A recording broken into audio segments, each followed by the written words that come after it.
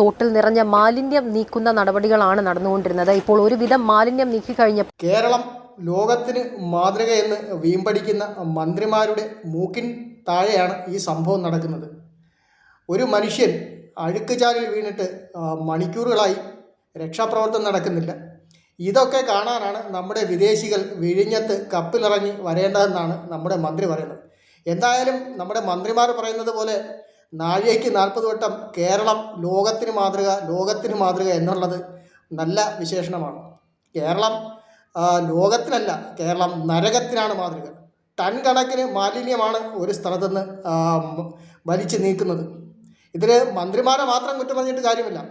പ്രദേശത്തെ കച്ചവടക്കാർ അവരെല്ലാവരും ചപ്പുചവറ് നിക്ഷേപിക്കുന്ന ഈ ആമയിഞ്ചാൻ തോട്ടിലാണ്.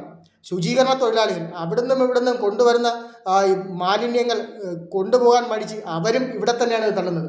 ഫലമോ ഇതാണ്.